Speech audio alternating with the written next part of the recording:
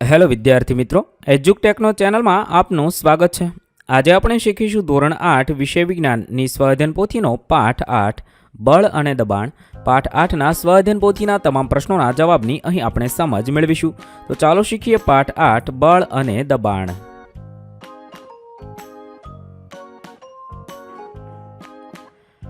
પ્રશ્ન નંબર 1, નીચે આપેલા પ્રશ્નો માટે સાચો જવાબ પસંદ કરી તેનો ક્રમ ખાનામાં લખવાનો છે।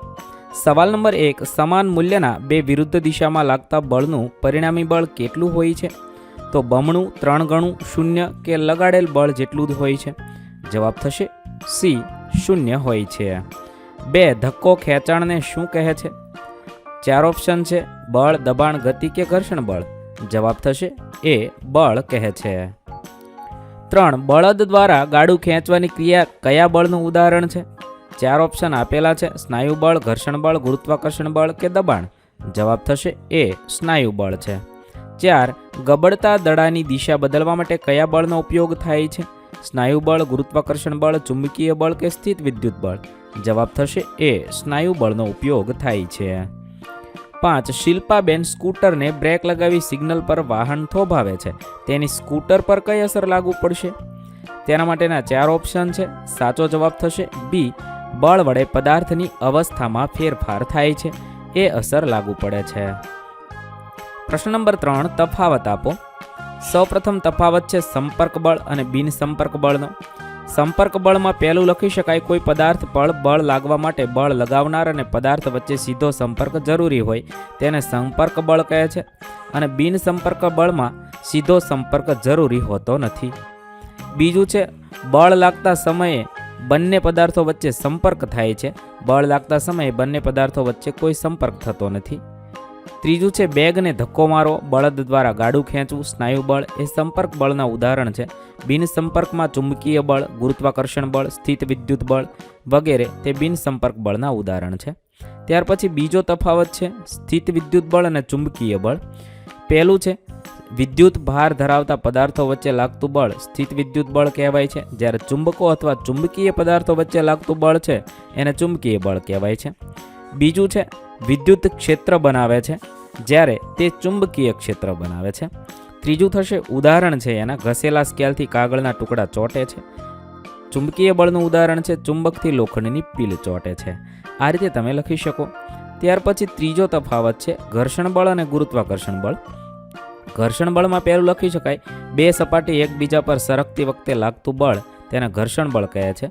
ગુરુત્વાકર્ષણ બળમાં પૃથ્વી અને પદાર્થ વચ્ચે લાગતું આકર્ષણ બળ એ ગુરુત્વાકર્ષણ બળ છે।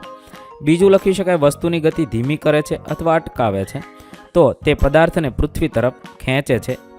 ત્રીજું છે, ઉદાહરણ છે જમીન પર દોડતો બોલ અટકી જાય છે, એ તેનું ઉદાહરણ છે। ગુરુત્વાકર્ષણનું ઉદાહરણ લઈ શકાય, સફરજન જમીન પર પડે છે। આ રીતે તમે 3 મુદ્દા લખી શકો છો।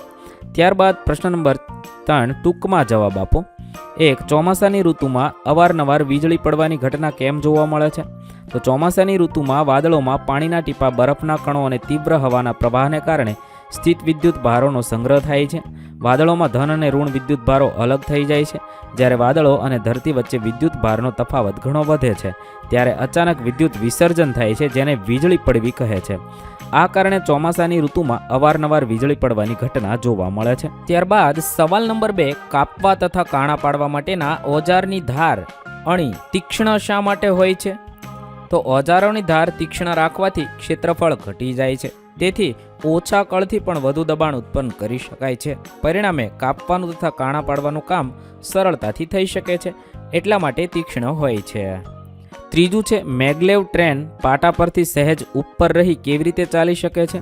તો મેગ્લેવ ટ્રેનમાં ચુંબકીય બળનો ઉપયોગ થાય છે। ટ્રેન અને પાટા બંનેમાં શક્તિશાળી ઇલેક્ટ્રોમેગ્નેટ લગાવવામાં આવ્યા હોય છે।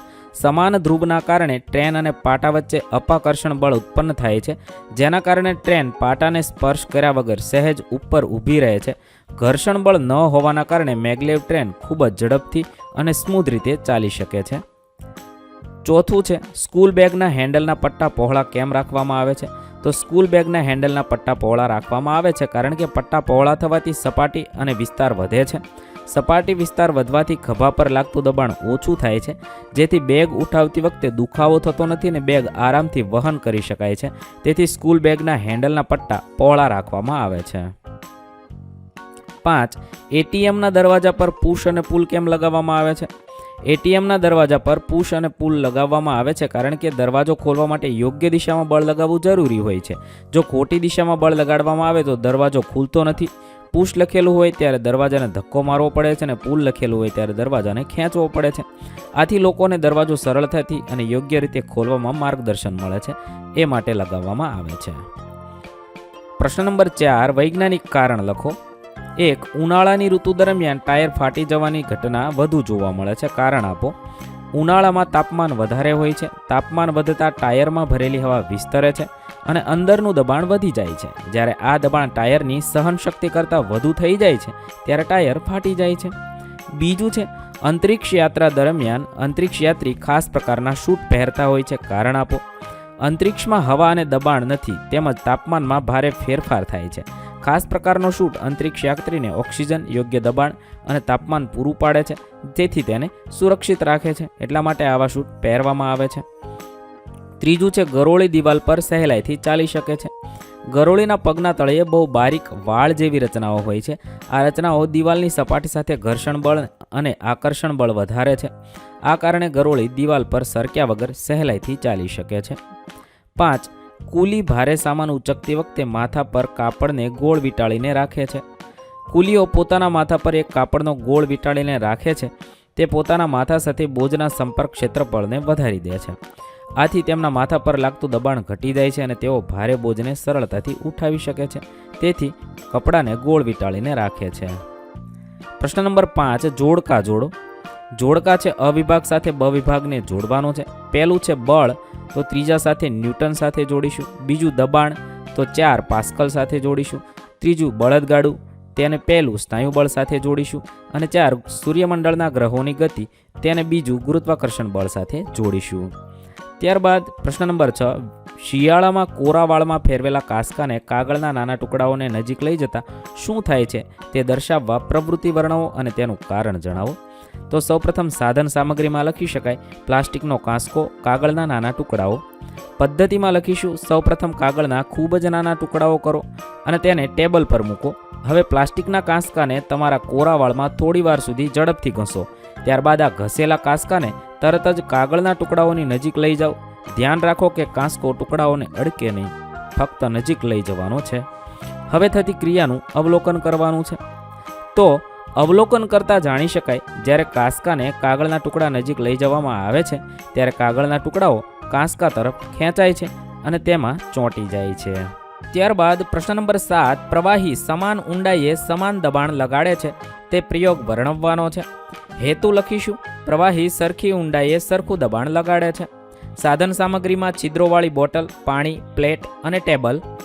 આકૃતિ તમે આ મુજબ દોરી શકો છો. વિદ્યાર્થી મિત્રો, તમારી જાતે તમને મનગમતી આકૃતિ દોરી શકો છો. હવે પદ્ધતિ જોઈએ તો પ્લાસ્ટિકની એક ખાલી બોટલ અથવા એક નળાકાર લેવાનો છે. તમે ટેલ્કમ પાવડરનો ખાલી ડબ્બો કે સોફ્ટ ડ્રિંકની પ્લાસ્ટિકની બોટલનો ઉપયોગ કરી શકો છો. બોટલના તળિયા પાસે ચારેય દિશામાં એક સરખા 4 છિદ્ર કરવાના છે. ધ્યાન રાખો કે આ છિદ્ર તળિયાથી સમાન ઊંચાઈ પર હોય એ આકૃતિમાં જોયા મુજબ કરવાનું છે. હવે બોટલને પાણીથી ભરવાની છે. તમે શું અવલોકન કરો છો? શું છિદ્રોમાંથી નીકળતું પાણી બોટલથી સમાન અંતરે પડે છે? આ શું દર્શાવે છે? તો હેતુ પ્રવાહી સરખી ઊંડાઈએ સરખું દબાણ લગાડે છે. અવલોકનમાં જોઈશું આકૃતિમાં દર્શાવ્યા પ્રમાણે બોટલના તળિયેથી એક સમાન ઊંચાઈએ આવેલા એક સરખા 4 છિદ્રમાંથી પાણીની ધારા બહાર ફેંકાય છે તથા છિદ્રોમાંથી નીકળતું પાણી બોટલના તળિયેથી એક સમાન એટલે કે સમક્ષિતિજ અંતરે પડે છે. નિર્ણય લઈ શકીએ ચારેય છિદ્રોમાંથી બહાર આવતું પાણી બોટલના તળિયેથી એક સમાન એટલે કે સમક્ષિતિજ અંતરે પડે છે, જે દર્શાવે છે કે પાણીની ખુલ્લી સપાટીથી એક સરખી ઊંડાઈએ પાણી એક સરખું દબાણ લગાડે છે. ત્યારબાદ પ્રશ્ન નંબર 8.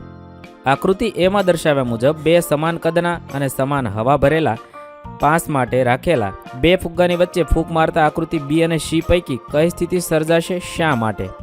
અહીંયા તમે 3 સ્થિતિ જોઈ શકો છો. તો લખી શકાય ફુગ્ગાની વચ્ચે ફૂંક મારતા આકૃતિ સી જેવી પરિસ્થિતિ સર્જાશે, એટલે કે બંને ફુગ્ગાની એકબીજાની નજીક આવશે, કારણ કે ફુગ્ગાની વચ્ચે ફૂંક મારવાથી ત્યાંની હવા ઝડપ વધે છે. આ ઝડપ વધવાથી વચ્ચેનો હવાચાપ ઓછો થાય છે, જ્યારે ફુગ્ગાની બહારની બાજુએ હવાચાપ વધારે રહે છે. બહારના વધારે હવાચાપના કારણે બંને ફુગ્ગા એકબીજાની તરફ દબાઈને નજીક આવે છે. આ પરિબળને બર્નોલીનો સિદ્ધાંત કહે છે, એટલે સ્થિતિ સી સર્જાશે. પ્રશ્ન નંબર 9. એક પ્લાસ્ટિકની બોટલમાં પાણી ભરી હવાચુસ્ત ઢાંકણ વડે બંધ કરવાની છે. ઢાંકણની ઉપરની બાજુ અને બોટલની નીચેની બાજુ છિદ્ર કરવાનું છે. હવે ઢાંકણનું છિદ્ર આંગળી વડે બંધ કરવાનું છે. શું થાય છે તેનું અવલોકન કરવાનું છે અને તેની પાછળના કારણની નોંધ કરવાની છે. તો પ્રવૃત્તિ છે બોટલ અને હવાનું દબાણ. પદ્ધતિ છે પાણી ભરેલી બંધ બોટલમાં ઉપર ઢાંકણ પર એની નીચે છિદ્ર કરવાનું છે. જ્યારે ઉપરનું છિદ્ર આંગળીથી બંધ કરો છો ત્યારે અવલોકન કરવાનું છે. અવલોકન કરતાં જણાશે ઢાંકણનું છિદ્ર બંધ કરતાં નીચેના છિદ્રમાંથી પાણી વહેતું અટકી જાય છે. જેવું છિદ્ર ખોલો છો તો પાણી બહાર આવવા લાગે છે. કારણમાં લખી શકાય છિદ્ર બંધ હોય છે ત્યારે બોટલની અંદર હવા જઈ શકતી નથી, તેથી અંદર હવાનું દબાણ ઓછું હોય છે. જ્યારે બહારની હવા નીચેના છિદ્રથી પાણીને અંદર રોકી રાખે છે. છિદ્ર ખુલ્લું હોય ત્યારે ઉપરથી હવા દાખલ થઈ પાણી પર દબાણ કરે છે, જેના કારણે પાણી નીચેથી બહાર નીકળે છે. પ્રશ્ન નંબર 10. આકૃતિમાં દર્શાવ્યા મુજબ ગોઠવણી કરી શું અને તેનું અવલોકન કરો અને તેની પાછળના કારણોની નોંધ કરવાની છે. અહીંયા આકૃતિ દર્શાવેલી છે. આવી રીતે આપણે ગોઠવણી કરી અને અવલોકન કરવાનું છે અને પ્રવૃત્તિ કરવાની છે. પ્રવૃત્તિમાં લખીશું મીણબત્તી અને ગ્લાસનો પ્રયોગ છે. અવલોકન છે ગ્લાસ ઊંધો મૂકતા થોડી વારમાં મીણબત્તી બુજાઈ જાય છે. ગ્લાસની અંદર પાણીની સપાટી ઉપર ચડે છે. હવે તેનું કારણ લખવાનું છે. ગ્લાસમાં રહેલો ઓક્સિજન વપરાઈ જવાથી મીણબત્તી બુજાઈ જાય છે. અને દબાણના તફાવતમાં લખી શકાય ઓક્સિજન વપરાતા ગ્લાસની અંદર હવાનું દબાણ ઘટે છે, જેના કારણે બહારના વાતાવરણનું દબાણ પાણીને ગ્લાસમાં ઉપર ધકેલે છે. પ્રશ્ન નંબર 11. પ્લાસ્ટિકની બોટલના મોં પાસે ચોક અંદરની બાજુએ રાખી ફૂંક મારતા ચોક અંદરની જગ્યાએ જવાને બદલે બહારની તરફ આવે છે. કારણ સમજાવવાનું છે. તો જવાબમાં લખીશું ટુકડાને ફૂંક મારતા બોટલમાં હવા ઝડપથી પ્રવેશે છે, જેના કારણે બોટલની અંદરની હવાનું દબાણ વધી જાય છે. આ વધેલું દબાણ ચોકના ટુકડાને અંદર ધકેલવાને બદલે બહાર તરફ ધકેલે છે. ત્યારબાદ પ્રશ્ન નંબર 12 છે. તેની અંદર એક પ્રયોગ આપેલો છે, જેમાં સાધન સામગ્રી 2 ગજિયા ચુંબક, સસલું, ઘાસ, કુલ્ફી અને છોકરીનું ચિત્ર, આટલી વસ્તુ લેવાની છે. પદ્ધતિ જોઈએ. એક ચુંબકના છેડા પર સસલાનું ચિત્ર અને બીજા છેડા પર છોકરીનું ચિત્ર ચોંટાડવાનું છે. ત્યારબાદ આ ચુંબકને દોરીથી લટકાવવાનું છે.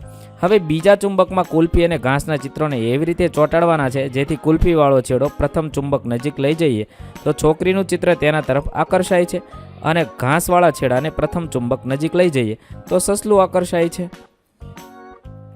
હવે ઉપર જણાવ્યા પ્રમાણે સફળ રીતે પ્રવૃત્તિ કરવા માટે કઈ બાબતો ધ્યાનમાં રાખવી જોઈએ એની નોંધ કરીએ.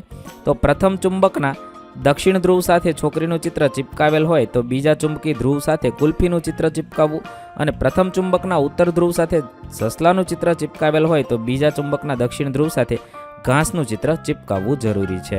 અહીં આપણા પાઠ 8ના સ્વાધ્યાયન પોથીના પ્રશ્નોના જવાબ પૂર્ણ કરીએ છીએ. વિદ્યાર્થી મિત્રો, ધોરણ 8ના વિજ્ઞાન વિષયની સ્વાધ્યાયન પોથીના તમામ પાઠના પ્રશ્નોના જવાબના વિડીયો આપણી ચેનલ પર ઉપલબ્ધ છે, જે તમે ધોરણ 8 વિજ્ઞાન સ્વાધ્યાયન પોથી નામના પ્લેલિસ્ટમાંથી મેળવી શકો છો. પ્લેલિસ્ટની લિંક વિડીયોના ડિસ્ક્રિપ્શનમાં આપેલી છે. તથા જો તમારે તેની પીડીએફની જરૂર હોય તો તે તમે આપણી એપ્લિકેશન પરથી મેળવી શકો છો. એપ્લિકેશનની લિંક પણ વિડીયો ડિસ્ક્રિપ્શનમાં આપેલી છે. વિદ્યાર્થી મિત્રો, આપેલા વિડીયોની જો તમારે પીડીએફની જરૂર હોય તો તમે આપણી એપ્લિકેશન સ્માર્ટ સાથી પરથી મેળવી શકશો. વિદ્યાર્થી મિત્રો, આપણી એપ્લિકેશન સ્માર્ટ સાથી પ્લે સ્ટોરમાં આવી ગઈ છે, જેની અંદર તમે બધા વિભાગ જોઈ શકો છો. તેની અંદર વિવિધ ધોરણ છે. ધોરણ ઉપર ક્લિક કરતાં વિવિધ વિષય ખુલશે. વિષય ઉપર ક્લિક કરતાં તેની અંદર આવતા પાઠ ખુલશે. તેની અંદરથી તમે પાઠ્યપુસ્તક પણ ડાઉનલોડ કરી શકો છો.